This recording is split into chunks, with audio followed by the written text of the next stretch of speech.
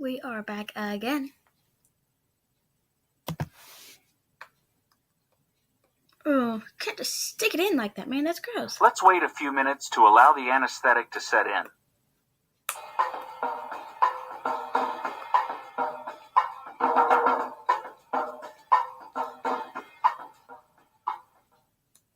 Now that the area has become completely numb, we can move on to preparing the tooth. To begin, we'll reduce the size of the tooth, cutting it away from the adjacent teeth. Go ahead, give it a try.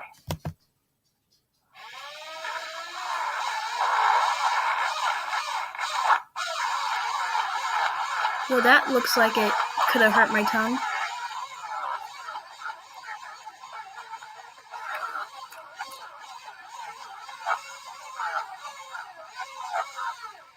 It looks good, but we need to create a more tapered top I to put the mine tooth. back here or back This here. will allow for a more comfortable and exact fit for both the temporary and permanent crowns.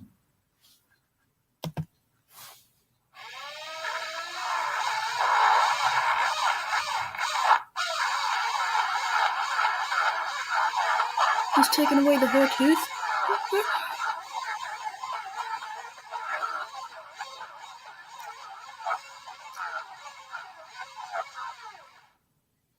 That'll do.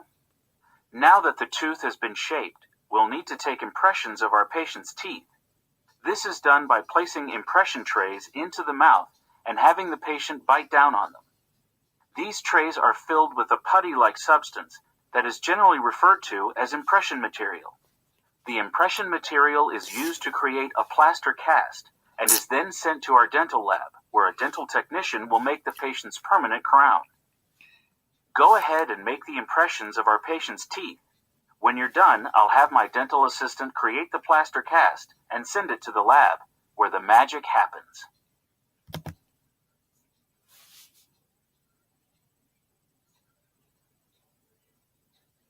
Excellent work. My dental assistant just informed me that our patient would like an all-porcelain crown on the tooth. So before we can finish up with them for the day, we need to determine the shade of porcelain that resembles their natural teeth. Can you handle this?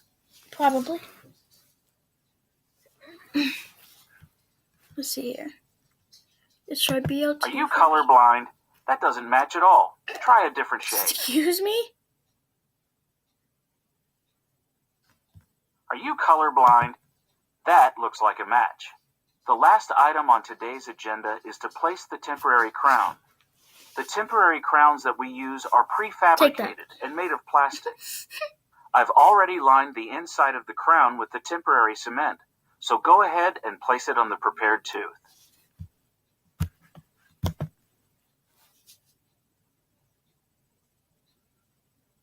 Since it's only a temporary crown, there are some guidelines our patient will need to be aware of before they go. They need to avoid sticky and hard foods. Try not to chew using the temporary crown, and steer clear of flossing on either side of the temporary crown. By flossing around the temporary crown, our patient may unintentionally pull the crown off the tooth.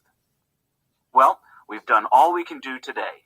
Our patient will need to come back in a week to have their permanent crown placed.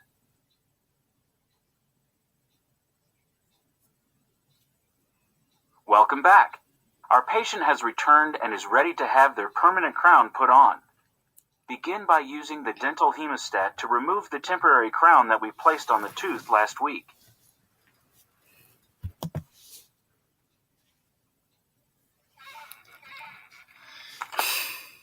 Now use the Explorer to remove any excess temporary cement and debris.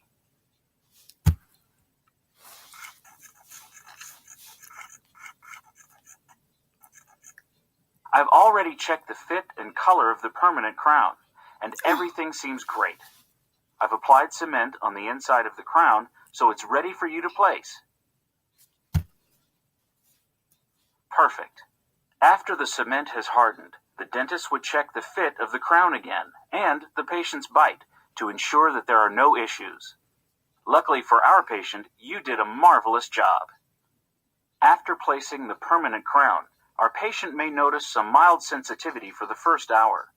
Their dentist will also offer them some post-case recommendations to follow before they leave. This includes waiting at least an hour Okay, no, before I having had oral anything surgery. to This eat isn't or anything drink, that happened to me. and waiting I'm 24 gonna do hours oral before surgery enjoying next. their favorite sticky or chewy foods. If our patient has any pain or sensitivity when they bite down, they should contact their dentist immediately.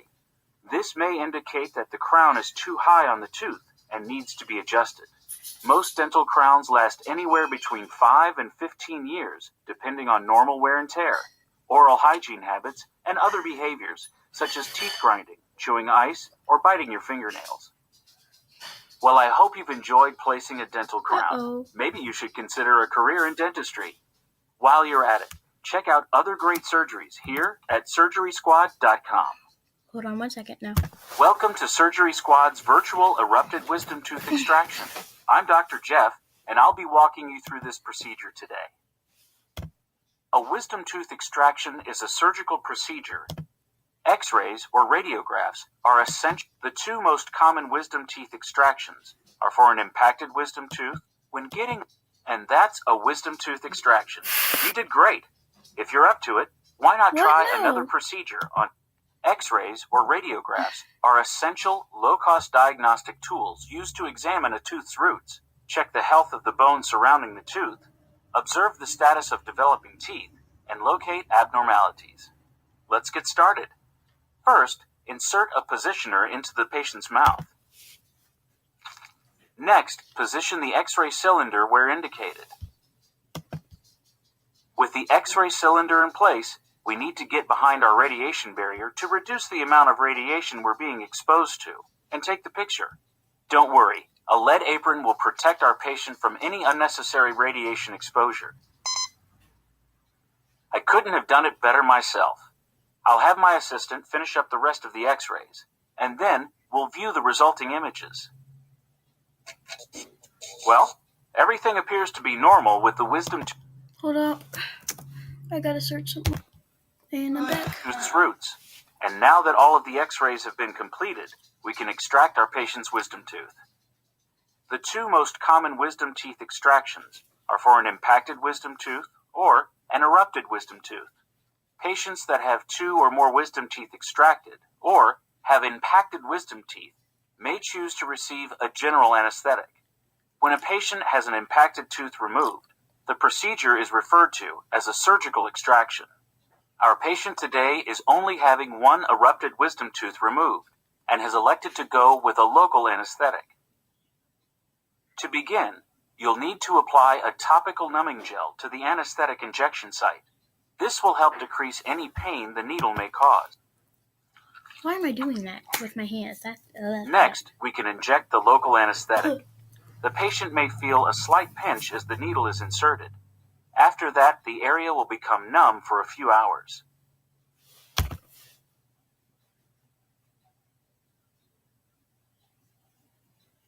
And now we'll give our patient a few minutes to become completely numb.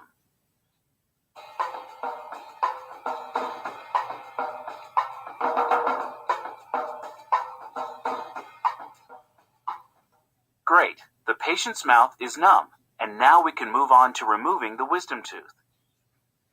First, you'll need to loosen the periodontal ligament and elevate the tooth using a dental elevator.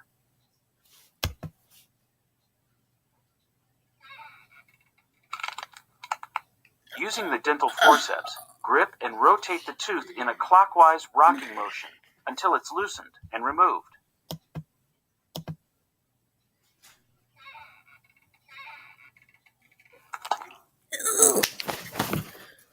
Now clean the area using a surgical suction. This will allow us to check the area for any bony matter.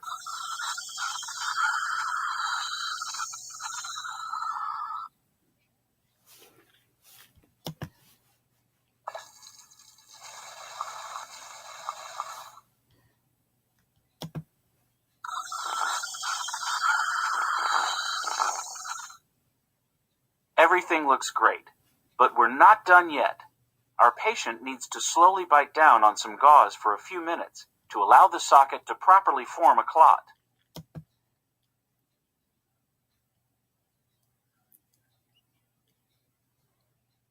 Since the patient is clotting properly, we can go ahead and place some fresh gauze in their